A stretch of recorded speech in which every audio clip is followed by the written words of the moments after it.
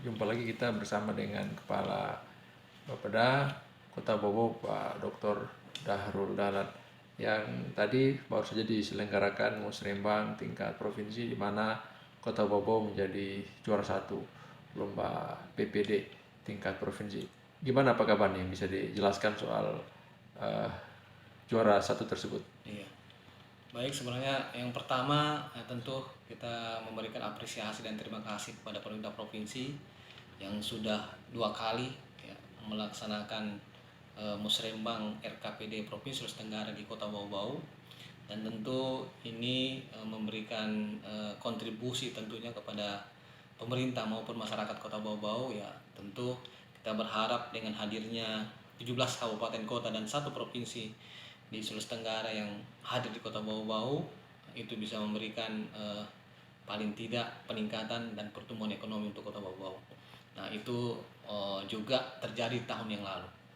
Itu yang pertama. Kemudian yang kedua, kami juga berterima kasih kepada rekan-rekan tim khususnya Bapeda, ya, juga kepada seluruh SKPD ya, yang sudah membantu kami memberikan dukungan terhadap penilaian PPD baik di tingkat provinsi khususnya yang sudah disampaikan tadi di pelaksanaan musrembang pembukaan, dan kita juga akan masih menunggu hasilnya nanti di tingkat nasional.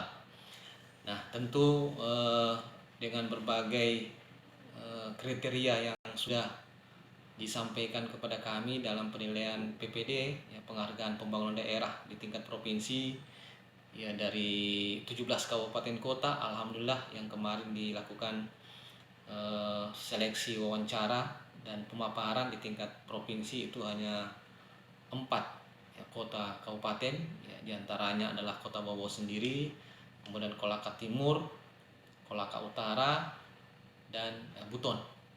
Nah alhamdulillah dari 4 kota kabupaten ini ya, Bau-Bau dipercayakan untuk menjadi yang terbaik dari penghargaan pembangunan daerah di tingkat provinsi Sulawesi Tenggara. Nah tentu ini menjadi tantangan tersendiri buat Kota Bau-Bau yang dulu mungkin kami juga sudah pernah memperoleh namanya Pangripta ya, sejak tahun 2011, dan alhamdulillah 2011 itu kami sempat juga sampai tingkat nasional juara 3. Kemudian di tahun 2017 kami juga ikut sampai tingkat nasional.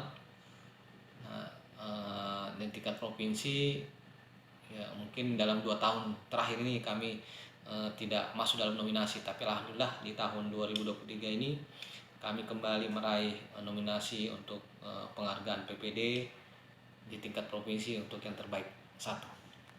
Nah, ini kan terjadi di ujung masa pemerintahan Pak rezim tampil manis, di mana saat ini ada di masa pemerintahan Pak Monianze. Nah, apakah ini juga ada kaitannya dengan bahwa capaian visi misi tampil manis itu memang akan diraih oleh pemerintah Kota Bau sejalan dengan capaian prestasi ini Pak kabarnya? Ya, saya kira itu bersinergi ya. Karena memang ini merupakan bagian juga dari pencapaian visi misi terakhir dari pemerintahan tampil manis ya, insya Allah akan berakhir di September 2023 ini ya. Tentu kita berharap ya, pencapaian misi-misi target capaian yang kita harapkan bisa terwujud semua di tahun 2022 ini bisa tercapai sesuai dengan apa yang kita harapkan. Nah tentu bagian prosesnya penghargaan PPD ini juga sebenarnya diukur dari bagaimana tingkat konsistensi ya. Tingkat konsistensi program, baik itu bagaimana tingkat konsistensi program kegiatan terhadap visi misi kepala daerah ya, sampai kepada aplikasinya di SKPD. Bagaimana juga kita melihat indikator kinerja dari baik itu dari kepala kepala daerah sampai kepada indikator kinerja yang harus dicapai oleh masing-masing SKPD. Nah, tingkat konsistensi inilah yang menjadi ukuran baik dari sisi dokumentasi maupun wujud nyatanya pembangunannya yang dirasakan sekarang ini oleh masyarakat. Nah, tentu itulah bagaimana kita dari sisi perencanaan ini bisa mensinergikan seluruh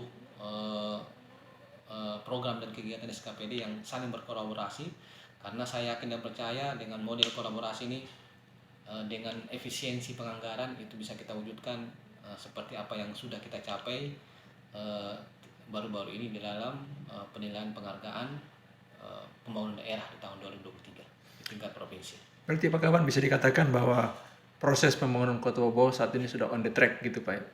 Ya, jadi kita tetap semangat, ya kita harus optimis bahwa pembangunan sudah harus kita lakukan akselerasi percepatan. Ya.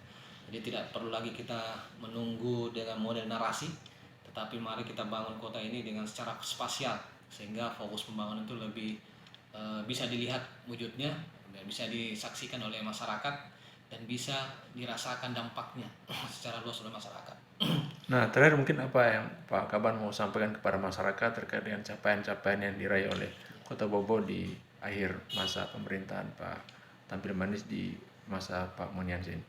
Ya, jadi harapan kami ya sekiranya semua lembaga kemasyarakatan, pemerintah daerah, swasta, dan semua stakeholder yang ada di daerah, mari kita bersama-sama membangun kolaborasi untuk membangun Kota Bau-Bau ini, ya.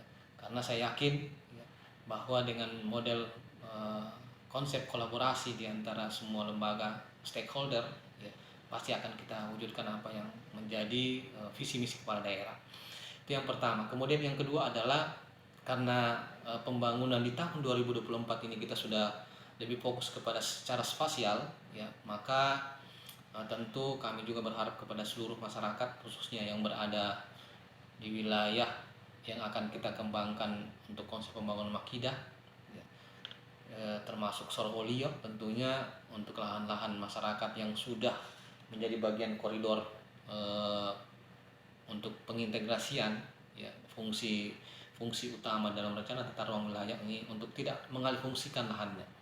Jadi kalau misalnya ada masyarakat yang di Sorowolio yang sekarang posisinya bercocok tanam, kemudian mengembangkan pertanian dan perkebunan itu untuk tidak mengalihfungsikan, karena tentu kedepannya kita akan membangun konsep kolaborasi dengan Makidah, ya tentu tidak hanya pendidikan saja, tetapi bagaimana dukungan terhadap pendidikan itu harus kita lakukan, ya, termasuk pertanian, perdagangan dan jasa, dan sektor-sektor lainnya, sehingga perwujudan kita untuk menjadikan konsep pembangunan Makidah ini akselerasinya lebih cepat dibandingkan hanya kita memberikan narasi saja dalam konsep pembangunan berkelanjutan. Terima kasih.